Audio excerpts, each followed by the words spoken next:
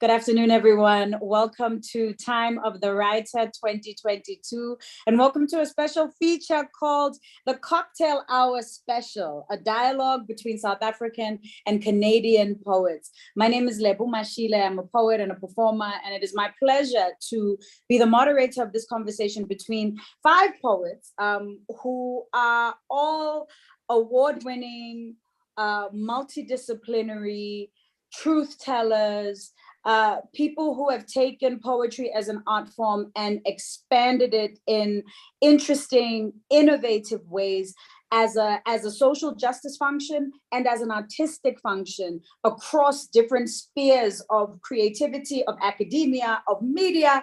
I'm really excited about this conversation because, South Africa and Canada, I was saying to the poets earlier, as we were kind of getting to know each other, South Africa and Canada are societies that have some commonalities. So we're both of us are post-colonial societies, happen to both be colonized by the British. Both of us are post-slavery societies, have had chattel slavery in our countries. Both of us are societies that have decimated and caused immense harm to the indigenous populations of our countries.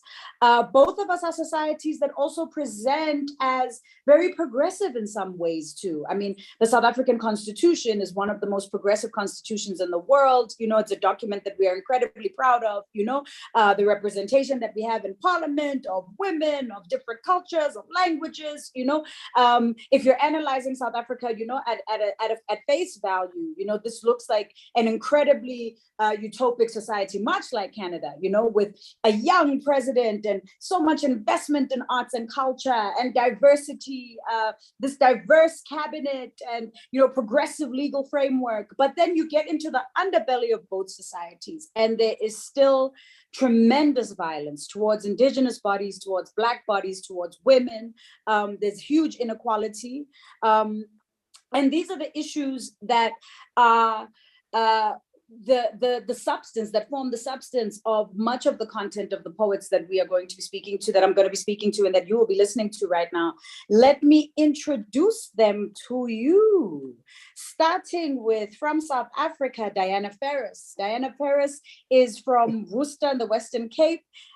She's a South African writer, poet, storyteller, of Khoisan heritage, of slave ancestry, what we call in South Africa colored, but actually the true indigenous people of this country.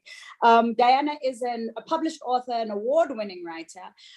She recently was awarded her doctorate from Stellenbosch University. Congratulations. We are still congratulating her for that. She facilitates workshops. She's a lecturer at UWC. She's world traveled, and probably is best known for having written a piece about Saartjie Baartman that made its way into French Parliament and catalyzed, after many years of struggle to bring Saartjie's remains back from France, this seminal piece that was written by Diana Ferrus makes its way into French Parliament and catalyzes a series of events that end up bringing Saartjie's body home. So we are very honored to have you here, Diana. You are most welcome. And then I'd like to introduce, hello. And then I'd like to introduce Afua Cooper. Afua Cooper is a celebrated poet from Canada, writer, scholar, historian. She's the author of multiple books. She's an award-winning author. She's the winner of the J.M. Abraham Atlantic Prize for her poetry book, Black Matters. She's also been recorded. She's a recording artist. She's done 2 CDs. And she's a founder, like Diana as well, of literary collectives and movements, the Canadian Dub Poetry Movement, the Dub Poetry Collective. She's an organizer of festivals as well, nationally and internationally recognized, like every writer who is here. She's a fellow at the Warren Center for Studies in American History at Harvard University, where she continues her groundbreaking research on slavery, race, and Canadian universities. She's the principal investigator for a Black People's History of Canada, a project housed at Dalhousie University, where she teaches and holds a Killiam Chair. We are most grateful to have you here with us. Afua, thank you so much for joining us. And then Thank you. oh, you're welcome. You're very welcome. And then I'd like to come over to Xabiso Vili. Xabiso Vili is an award-winning author, performer, a TEDx speaker, a new media artist, and a social activist. He has won and participated in numerous slams and poetry competitions in South Africa and internationally. He's been invited to speak and to perform at platforms such as Hello Ambassador and the Goethe Institute's Literary Crossroads. He's been published online and in various anthologies. His poetry is also being taught in high schools as well, which is really exciting. He is an internationally acclaimed poet, having performed all over South Africa, Swaziland, Mozambique, as well as Scotland, the UK, and the US, where he toured with his one-man show, Black Boy B, through India as well. And his Remember Your Descendants tour of America was highly celebrated. He's had artistic residencies in different parts of the world. He strongly believes that art has a positive influence on community and thus is persistently working towards creating alternative spaces and stages for art to be shared in innovative ways. And he's currently involved in researching and creating methodology for how the process of writing can be used as a tool for therapy and healing. He's also a fantastic facilitator as well. Welcome to you, Xabiso. It's a pleasure to see you again. Thank you so much. Such a pleasure seeing you too. Thank you for having me. Oh, you're very, very, very welcome. And last but most certainly not least, I'd like to welcome Wendy Motion Brathwaite. Motion is a Toronto-based screenwriter, playwright, poet, and MC, fusing word, sound, and drama for the stage and the screen. She's the author of the collections Poetry, Motion in Poetry, and 40 Days, and co-author of the award-winning feature Akila's Escape. Motion is really interesting because she writes across mediums. She writes for the air, for recording as an MC. She writes for the stage as a poet, as a spoken word artist. She writes for the screen, for television, and for film. She's also an educator. She teaches griots to MCs, spoken word culture and performance at York University, and her work has been published in the Great Black North, Everything Remains, and the Black Notes. We are so lucky to have you here, Motion. Thank you so much for joining us. Thank you so much. Thank you so much. So there's a core of like radical Black politic, of feminist politic, of Pan-African politic, of also of just, you know, being multi-skilled as a creative that runs through everybody here, which I'm so excited to explore. I guess the question that I'd like to start out with is kind of asking you, how have you been coping with the pandemic? What are the challenges that the pandemic has brought for you as poets? What are some of the opportunities also that the pandemic has brought to you as poets? I guess I'll start because I did my introduction with you first, Diana. Let's start with you. Please unmute. Thank you. Sorry. No worries. Yeah, thank you. What COVID did was, you know, no live performances or no live readings. And what that did to me was, I missed it quite a bit because I'm somebody, when I read, I like to make contact with my audience, you know, because I feed off the audience. And so I missed that quite a bit, but now it's better. But the opportunities also that you know, suddenly there was a lot of opportunities of doing things online, having readings online, you know, festivals online like this. And so I'm not going to say that, you know, I have lost out with COVID. I think it's a 50-50 thing. I think I've actually gained quite a bit. I mean, there's a way in which it's collapsed to the world. You know, how do you feel, Motion? What is how have the past 2 years been for you as a poet working in so many different spheres of creativity? Well, I totally agree with Diana. You know, in a lot of ways, the suddenness of the isolation, of the you know, the limitation of live and communal spaces, which is so integral to the art form of oral culture and writing and performance, coming off of, you know, just coming off of doing plays and working in theater and teaching and doing writers' rooms with other writers for TV in the room, and very suddenly having to move into virtual spaces and online spaces.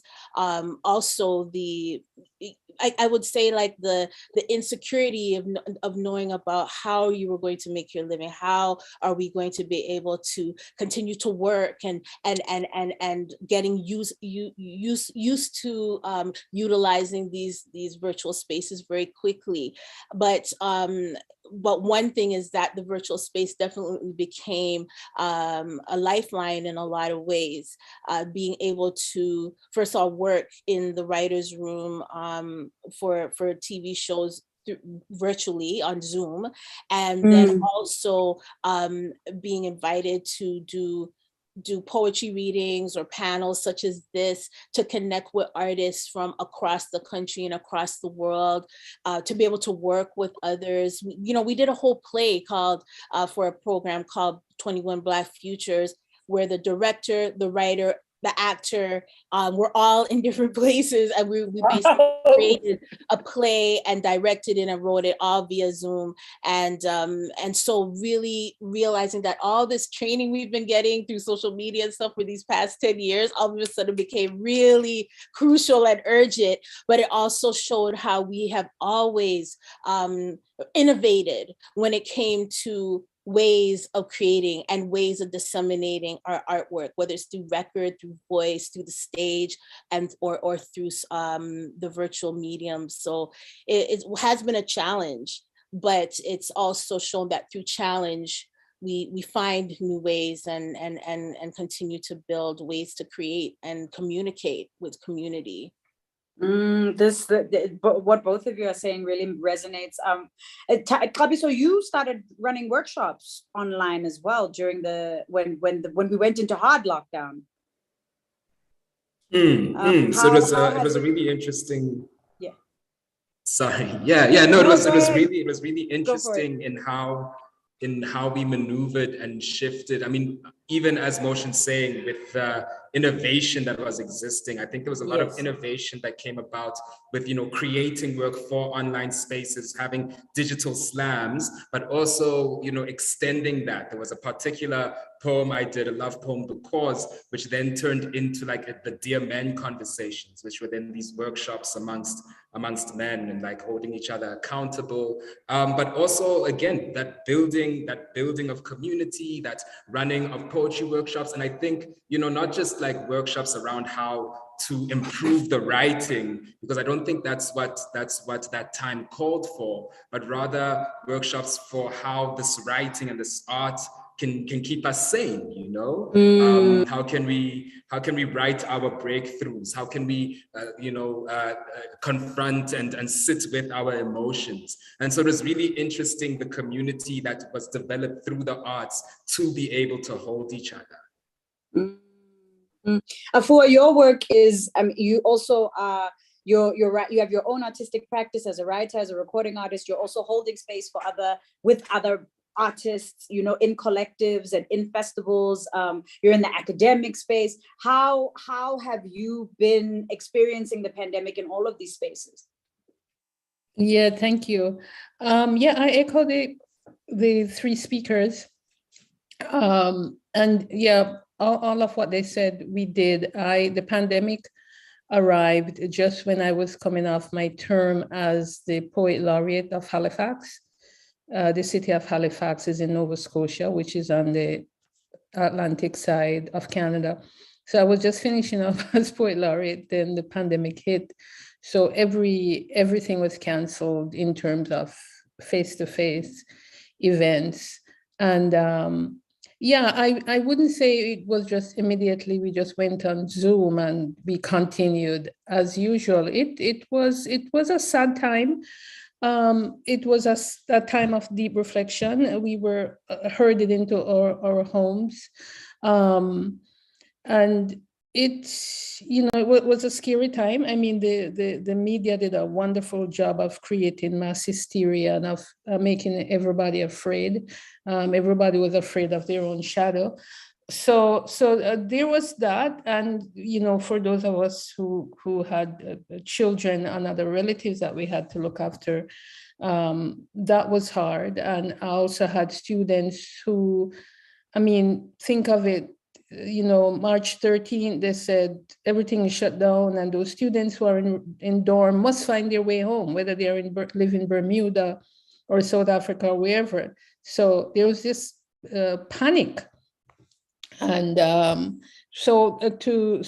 be honest, immediately after the shutdown, poetry was not the first thing on my mind. It was really about survival, getting some people safe, getting people a place to live, like some of my students, for example, who were international students.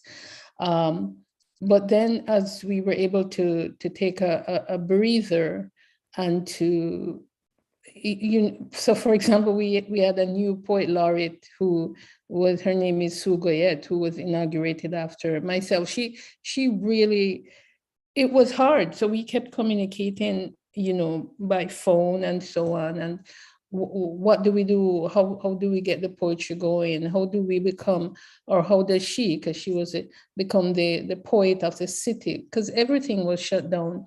And so this is where the online platforms like Zoom and Teams became really like a lifeline in many ways. But I just want us to put things in context, because so many other things were happening at the same time. People were dying. The way how COVID manifested itself in Canada with respect to Black people, we always say the Black body was the body on which COVID met racism, right? Because so many of the people who were dying, the early victims were Black people, whether they were people who were patients in hospitals or what have you, or care workers, the nurses, the PSWs. The first 6 nurses / care workers who died were Black and Asian people in Toronto and in Halifax, where I actually live. You see, it's Black people who were dying from COVID-19.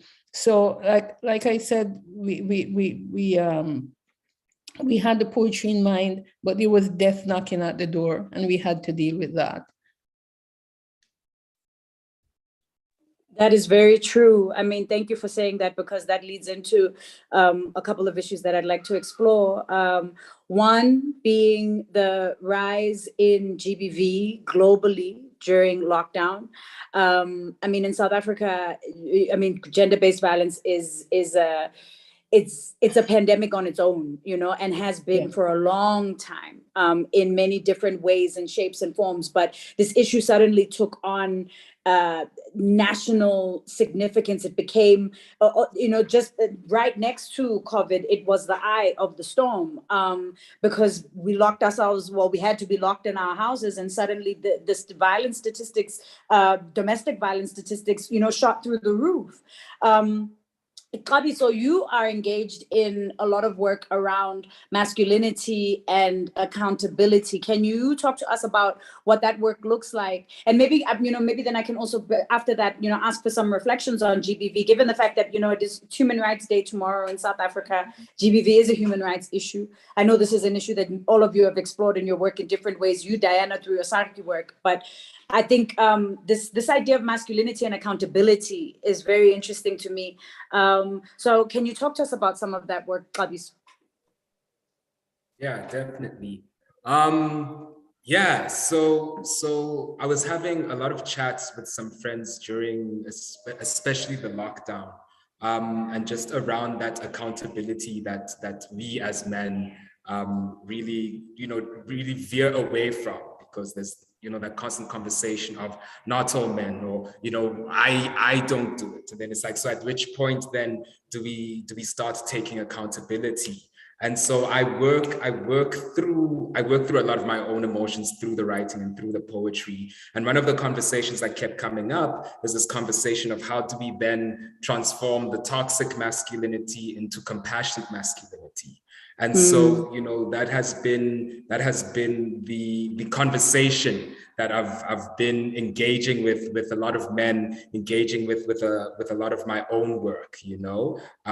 So from like my most recent series, Black Boy Meets Boogeyman, where it's an exploration of like my own like personal inner demons, but then how do we then replicate that work outward? How do we then start sitting with other men, and not only, you know, men in our circle, men in our friend group? And what does that actual accountability and what does that work look like? Because it doesn't help, right? If we're just like, hey, hashtag GBV, if you've got radios playing ads, if there's actually no actionable process behind that. And so yeah, I mean, when we're talking about accountability, that's the first step that we really need to take, first holding ourselves accountable, then holding each other accountable constantly. And it's a constant negotiation process, because also, you know, that toxic masculinity that also leads to that violence that also is embedded within our communities rears its head in different shapes and forms. And sometimes it starts, you know, at the smallest thing, and it just, you know, starts at the language and how you speak about women, right? And so it really is about starting from those small steps, but then also having a community with which you can work to build it up to a greater kind of impact. I mean, Diana and Afua, both of you have done extensive work in your creative practice and your academic practice around slavery. And, you know, in many ways, our societies, the violence that exists in our societies has its roots in imperialism, in the colonial project, in slavery. And you can't have imperialism without misogyny. You can't have the oppression of the Black body without the oppression of women, you know? So I'm really interested in both of your creative practice, you know, how have you explored these issues? Because poets, I mean, all the stuff came to the fore during COVID, right? Because it's like the underbelly now came out like boo for the world to see. But writers have been talking about this forever. Black feminists have been talking about this forever. Poets have been talking about this forever. So I'd like for you, the two of you, to speak to that. Maybe let's start with Diana. Please unmute. Sorry for that. Lebo, yes. If slavery here in South Africa played a huge role in how men see themselves.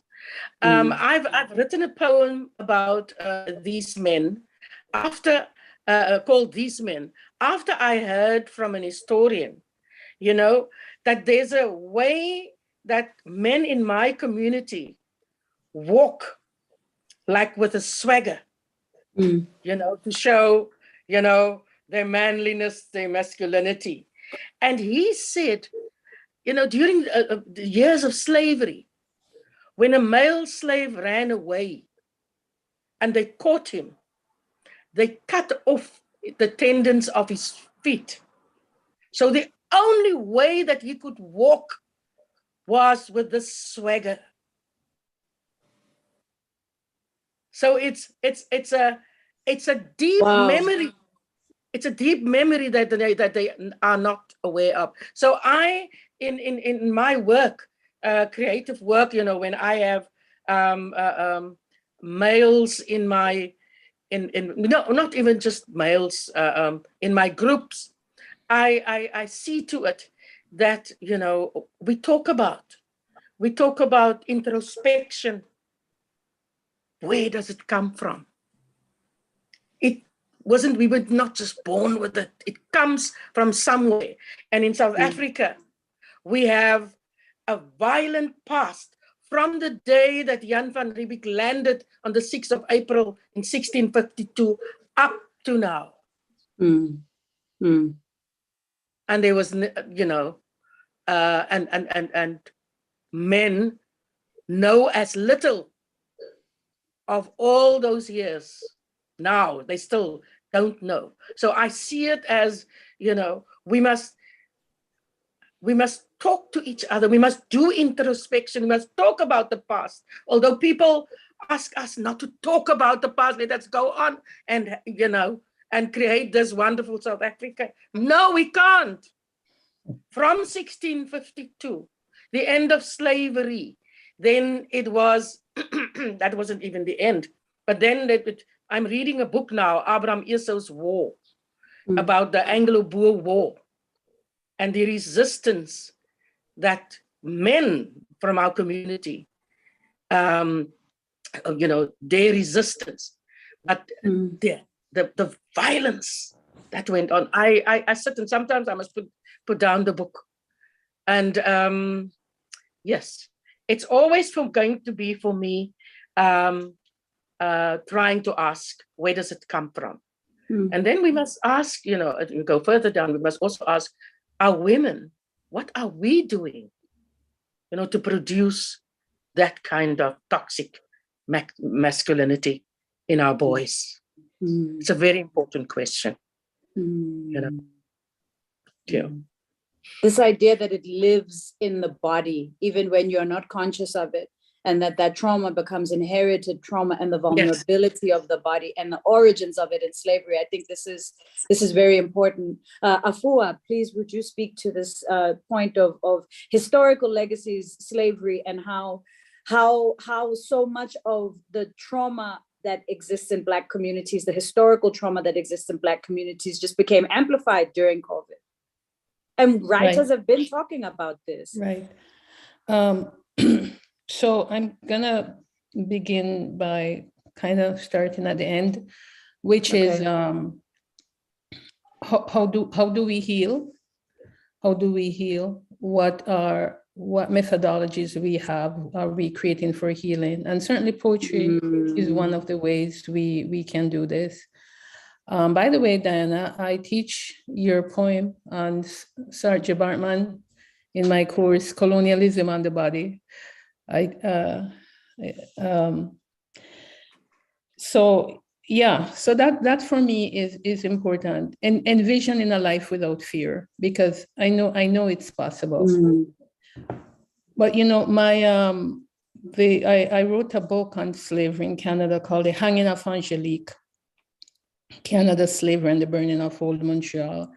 And it's really a biography of a Black enslaved woman called Marie-Joseph Angelique, who was accused of burning down the city of Montreal in 1734 under the French regime. At that time, Canada was colonized by France. Anyway, she was executed by hanging, and she was tortured. Her body was beaten up, and then she was hanged. And then they took her body and burnt it and scattered the ashes to the four winds. So that's kind of like one of the original stories of Black people or Blackness in Canada, right? Wow. So this is how the state dealt with what in their mind, or who in their mind was a rebellious slave. Whether or not she set the fire, we really don't know. And so that has been the issue, or the history, part of the history, the trajectory of violence on Black people, Black women and Black men in Canada and the Western world and the Americas as a whole. And I'm going to touch on too the issue of homophobia, because I'm from the Caribbean. I was born and raised in the Caribbean and Jamaica, and people say, oh, Jamaicans, they are homophobic. And coming to live in Canada, I don't think Jamaicans are more homophobic than Canadians. But during slavery, one of the penalties for when Black men in particular would run away from slavery, and if they were caught, they were sodomized by the British militia. And so, I'm thinking, has anyone looked at that? Why, certain men, have that kind of reaction, right? Because sodomization, if that's the word, was used as a punishment against enslaved African men and boys in the Caribbean. So a tremendous amount of violence has been carried out on our people. And we see that coming up all the way up to COVID, right? We see how the state responded to COVID. The state spent a lot of money. One of the things I noticed in Canada was nobody was building a new hospitals. In 10 days in China, they built a hospital.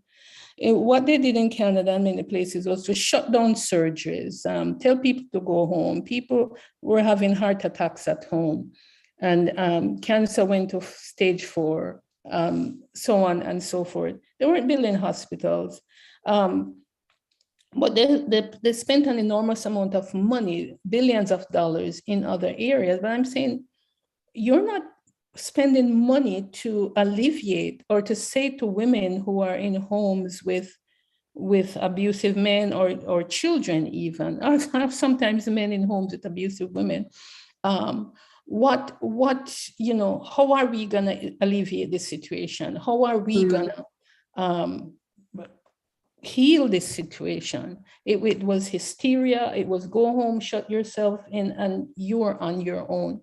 So the state failed.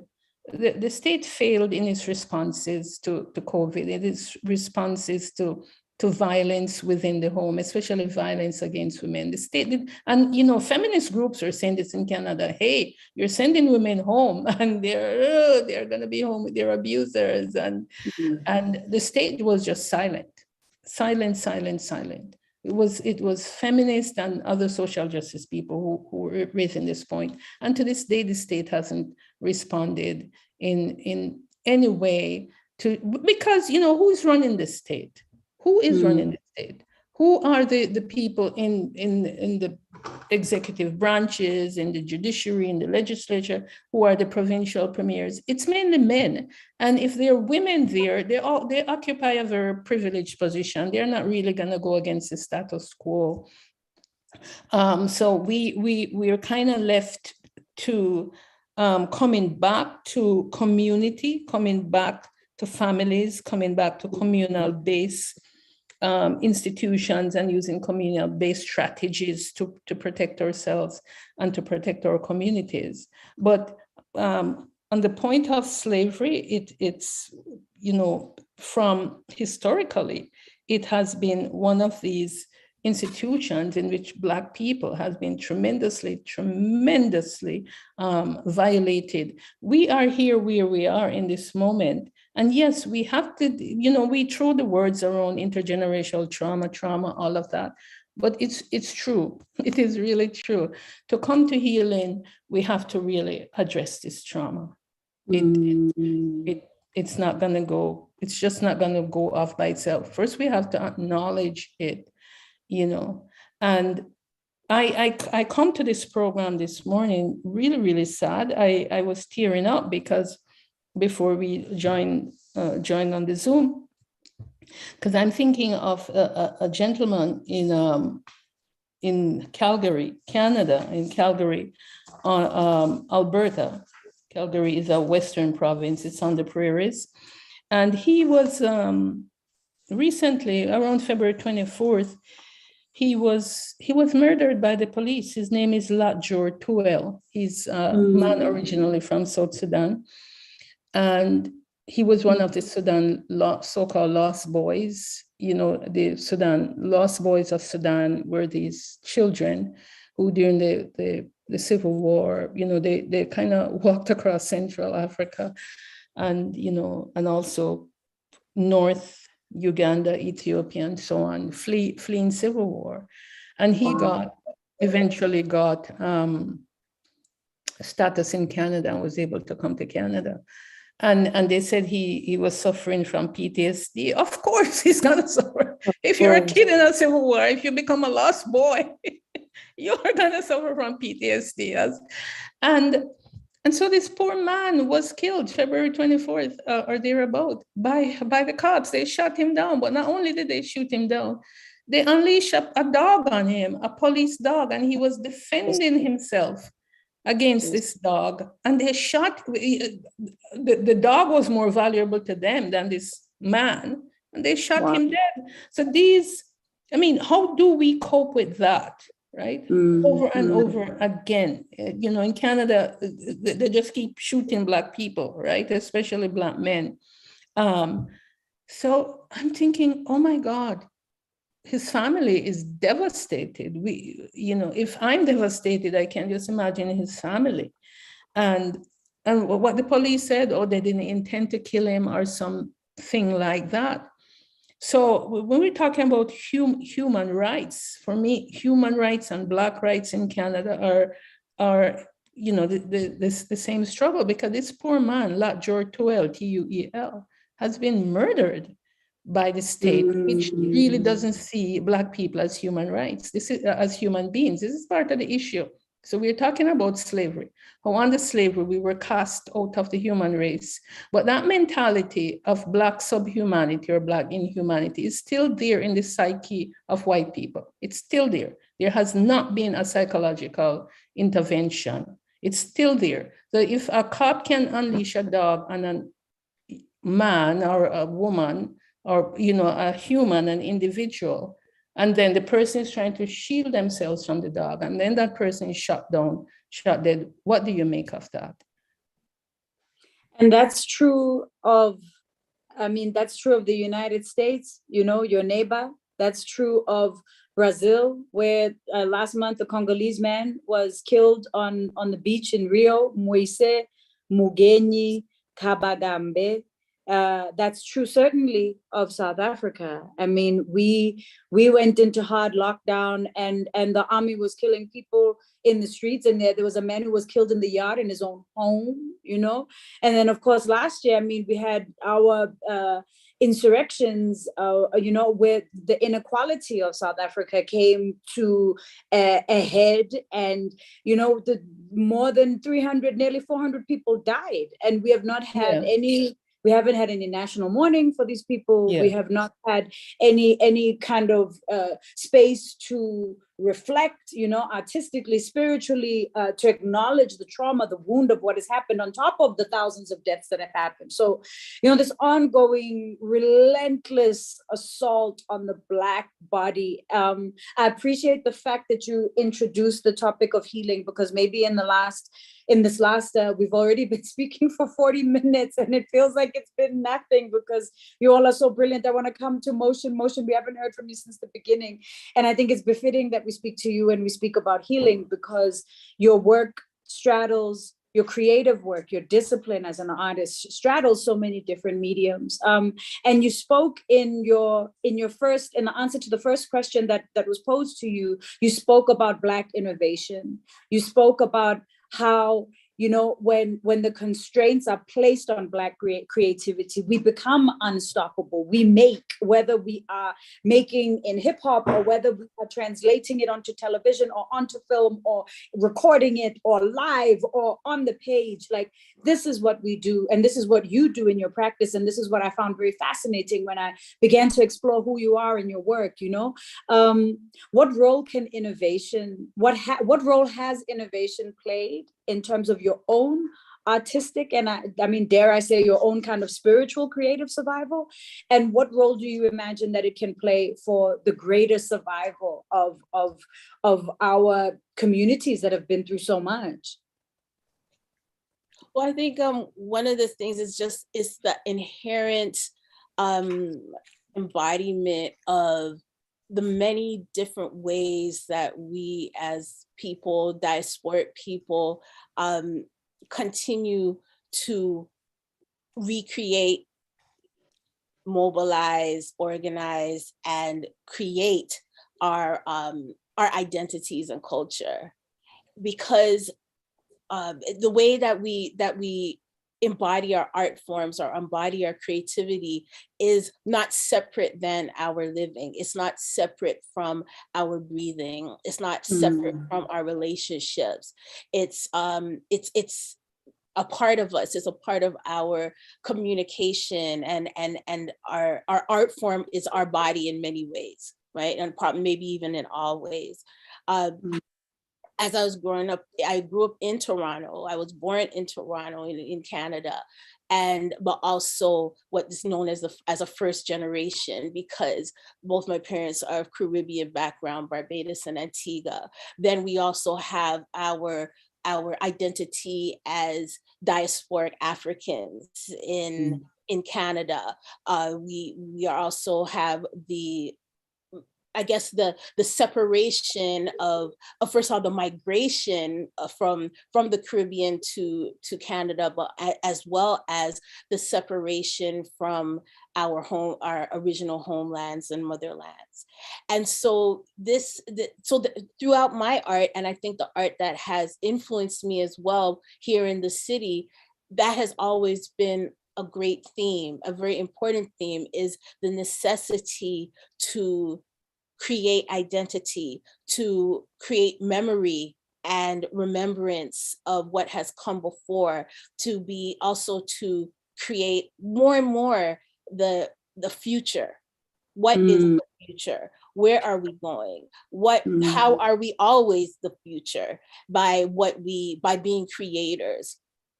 I came up being influenced by poet Afua Cooper, by the dub poets who were doing really excellent and very informative and important work that opened up the door for the young MCs and the young spoken word artists to therefore now start to take the stage and take the mic and say, we want to now say, what is it like growing up here, and creating in spite of being othered and being in a state of otherness, making subcultures and subspaces to do so, to create our own communities, and more and more now leadership, and taking leadership within institutions, or by producing and creating our own theater companies and production companies and things like that.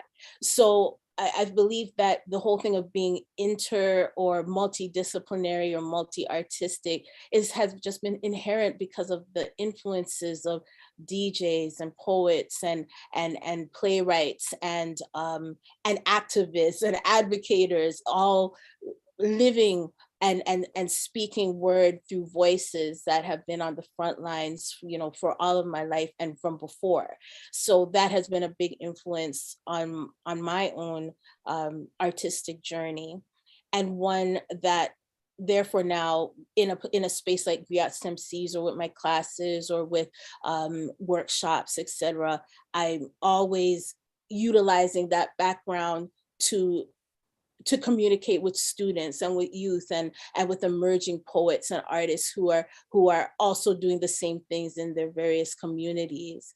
It's really it continues to be a journey, and I agree with others who have said that this time of the pandemic has been very transformative, because it's been a time that we've seen an actual shift. We've witnessed and lived a shift in the world in many ways, where we are under like a state of emergency, a state of urgency, and the work that is being created is often speaking to this. The spaces that are being created are also speaking to this.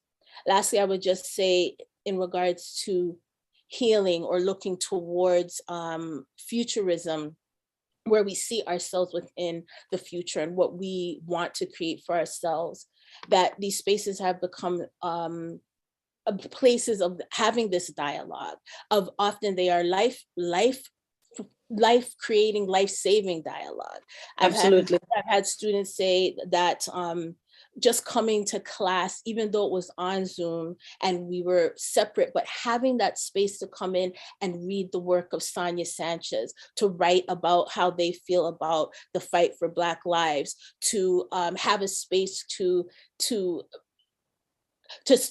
basically dialogue with each other about mental health, about intergenerational trauma, about the quest for Black joy, about the need for safe space, the clash, the inner clash of our own diasporic cultures within ourselves, and generational culture, and trying to figure out who are we, what are we, what do we want to be next, and the reality of living under not only states of otherness, but states of violence. And but finding these spaces to speak to each other, to create, to be angry, to speak out, to not be fearful, and even when being fearful, being courageous within the words and the voices that they and we are developing. This has been very important through this past couple years, and it continues. So yeah. Oh, thank you so much for that. Thank you. Noktula Mazibuko Msimang, who's also a wonderful author, children's author. She's also been a participant in the Time of the Writer Festival. She says, "We are in a trance as a battered world. Violence is begetting more violence.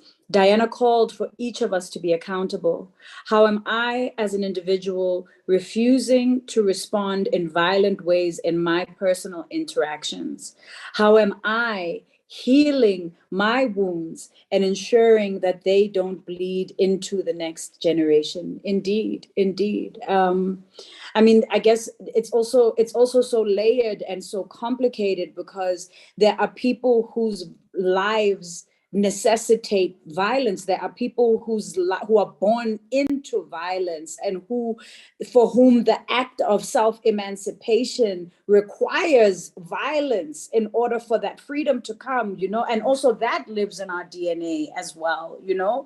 I guess we are left with just a couple of minutes, and I'd like to ask each of you to kind of riff on to talk about what it is that you are most passionate and inspired by right now. Don Matera, iconic South African poet, says that poetry is the lens through which you see the world. You see a poet by the eyes. And when I look at all of you and the myriad of ways in which you express yourselves and organize and share your talents and your gifts with our communities, you know, there's a thread of poetry that runs even in the spaces where you're not actively doing poetry, but it is poetic, you know. So I'm interested in what you are inspired by right now in the world, and how you're giving expression to the poet in you, even if it's not through poetry. But where is the poet in you most alive right now? Let me start with you, Diana. Lebo, I'm most inspired by the writers, the poets, the people, the storytellers that is arising. And what I see is that, and with that comes the healing, of course, because there's the introspection, there's the writing, there's the discussion.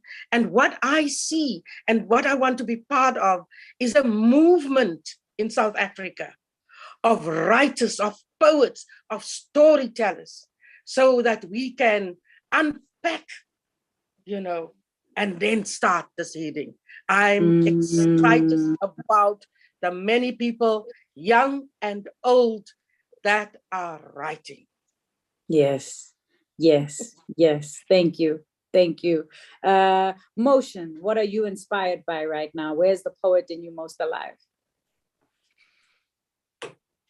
Well, I'm inspired by the continuum of, because I know this never stops, seeing like the artists, the art collectives, the emerging and young organizations that are doing such important work of putting not only the issues, but our faces and voices out there on platforms, taking over these platforms, you know, and making it their own, having such the continuing of Black creatives making such an impact on the world in general, on culture in general, on politics, and the unapologeticness of this time, the unapologetic Blackity Blackness is always something that inspires me, you know, and seeing how the different ways that it's manifesting.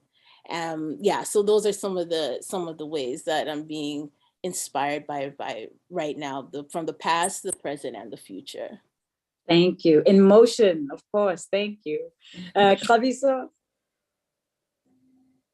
Yeah, thank you. I mean, I'm so inspired by this conversation as you're speaking, and I'm learning. I'm so grateful to be here. My friend always says that it's conversations that will save us. It's conversations that will heal us. And I've got this poem that's like gnawing at the corner of my mind that wants to be written, where I'm like, I come before you, I stand before you, a sum of everybody that's lived before me and everybody that will live after me, And I think that's the really exciting thing, to see all of us Black people working so often in so many different ways to put ourselves together, to remember ourselves for our descendants with the help of our ancestors. And I'm really grateful to be watching that transpire in this very moment, despite all the pain, despite all the horror, there is like this gold that we're weaving, like through each other and with each other.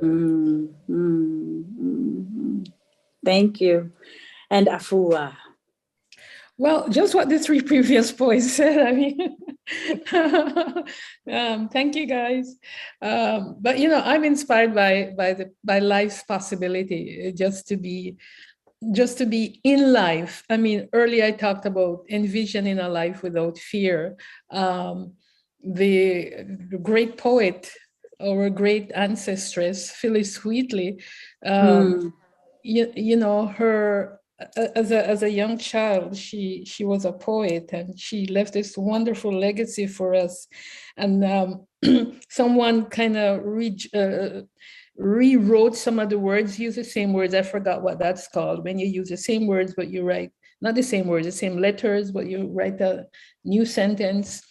And she said, like we have to grasp a great vision.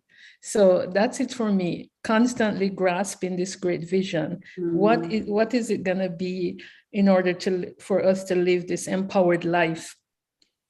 And then, so I'm inspired by the past, present, and future. My mom passed away recently, and I was saying to my own daughters, like how grateful I am to my parents, because they are the ones who made me what I am today. Plus, my aunts and cousins and my uncles who all played a part. But so that's inspiring, because my parents only went to grade 9 in school, and I have a PhD, and with their grade 9 education, I could get a PhD, right? So and so those are my ancestors. But then here the descendants are coming. My son now has 2 little boys, so I'm a grandmother. So I'm inspired by them, because they're so smart, they're so beautiful, they're so talented, they're into anime, they're great artists, they draw all the time. Their life's career changes like every day. One day they want to be a school teacher, then one said he wants to be an accountant, then accountant, because an accountant makes lots of money. No, he's changed that, he wants to be an architect. So it's just wonderful just seeing them unfold. So that's what inspired me, like having this great vision, and that once we are in life, then the world can open us. But there's a point that you made, Lebo, about we're trying to heal this violence, so on and so forth, but sometimes to heal this violence, sometimes violence could be necessary, as Frantz Fanon talks about in his book Holy Violence. Right? Frantz Fanon was this great revolutionary doctor. So he was he's healing people in the mental hospitals in France and in Algeria. But he's involved in a revolution. He's fighting colonialism so that a new world could emerge. So it's also holding this dialectic all the time. We have to have space for this dialectic, as you guys did in South Africa. And the struggle still continues, as you pointed out.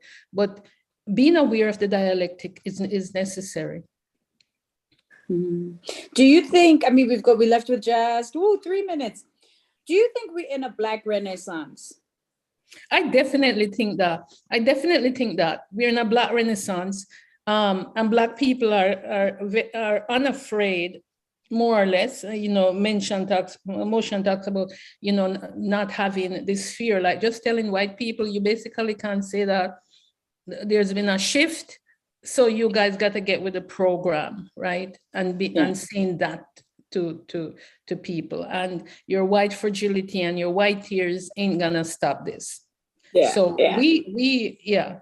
it's happening. You know, we are breaking through, and as Xabiso said, it's all the people who were before us who did this work for us. You know, we always stand on somebody's shoulder. We've never done this by ourselves. Yes. Like the Sarkis of this world, we stand on Sarki's shoulders, eh, Diana? Absolutely. Do you think we're in a Black Renaissance, Diana? Please unmute. Yes, we've been in one for a long time, but more and more of us are coming into the Renaissance. We first spoke of the African Renaissance, which is very, very important. We seem to have lost a little bit of that, but it's necessary that we go into this Renaissance, that we talk about it, and that we give action to it. Yes. Motion? Same question. Yes, I agree with both. I think what is the key right now is it's the awareness of the global Black Renaissance. Of That's things, that are being, innovated in West Africa are marrying with what's going on in Jamaica, are marrying with what's happening in New York and in Toronto, in South Africa, and the awareness of our own awareness of each other's renaissances makes the impact even more global, right? It's more Afrocentric, Black-centric, more international and outernational. Yes. So I think this is where the power of the Renaissance gains momentum, by recognizing the panness of our Africanness. Yay! Love it. Xabiso, the final word. Are we in a Black Renaissance? Yeah, I mean, I think when you asked that question, I immediately thought of that quote by Steve Biko, like where, he speaks about Europe giving the world in like an industry feel, and America, giving it like it's, it's armor and whatever, and it's being on Africa to give the world human face. And so I really do think that Africans and Black people right now are doing that work, and I do think that's the change, that's the shift that is required. And it's so exciting how hungry the world is for us right now, but also how much we stand to learn from each other and to share for each other to be able to heal this this world that we live in, And that brings us to the end of our discussion. It has been my absolute pleasure and honor to share space and time and ideas with you, and beyond that, just to be living, working, creating, writing in the same moment, in the same breath as each of you. Thank you so much to all of you, to you for all that you do, for your contributions, for what you have done, and for what is working its way through your spirit right now so that you can do it and share it with all of us. We appreciate you. Thank you so much, Wendy Motion Brathwaite, Diana Ferrus, Xabiso Vili, and Afua Cooper. I wish you continued strength and inspiration on your path. May the lens of poetry through which you see the world, may it expand and expand. May the great vision expand and never, ever, ever die. Thank you so much. And thank you to everybody who has tuned in. We appreciate you. That brings us to the end of the cocktail hour. Canada and South Africa in conversation. Thank you, Time of the Writer. Everybody go well. God bless. Much love. Thank you so much. Bye-bye. Bye, guys. Bye, Lebo. Thank you. Bye, everyone. Motion, Xabiso, Diana. Bye-bye. Bye-bye, Xabiso. Bye. Can't wait to meet you all. Bye, Motion.